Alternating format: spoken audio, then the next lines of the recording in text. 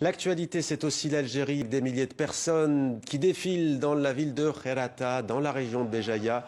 Un rassemblement pour célébrer le 2e anniversaire du mouvement populaire de contestation qu'on appelle le Hirak, qui est né, on le rappelle, dans le sillage des premières manifestations contre le 5e mandat qu'allait briguer l'ex-président Abdelaziz Bouteflika. Avec nous, notre éditorialiste Slimane Zeguidour. Bonsoir Slimane. Bonsoir. D'abord, quelques mots peut-être sur cette ville de Kherrata. Forcément, pour les Algériens, celles et ceux qui connaissent l'histoire de ce pays, elle résonne particulièrement. C'est une ville qui est haut perché dans les montagnes de la petite Kabylie, qui a une lourde histoire d'insurrection et d'épreuves, mais c'est surtout la ville où le 16 février 2019, les premiers pas et les premiers mots d'ordre du Irak, du futur Irak, ont résonné avant d'être repris massivement le 22 février, 6 jours plus tard.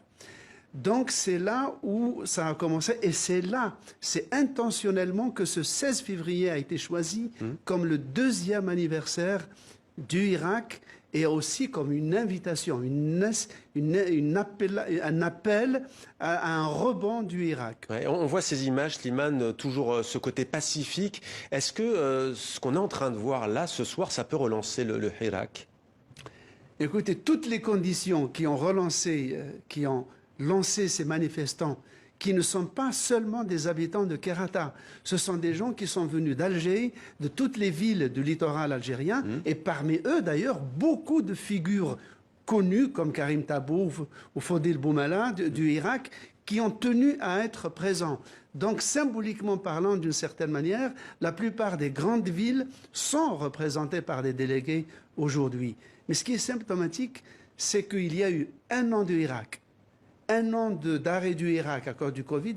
Et aujourd'hui, les mots d'ordre ont repris, n'ont pas pris une ride. Ce sont les mêmes qui ont repris, et notamment un concept.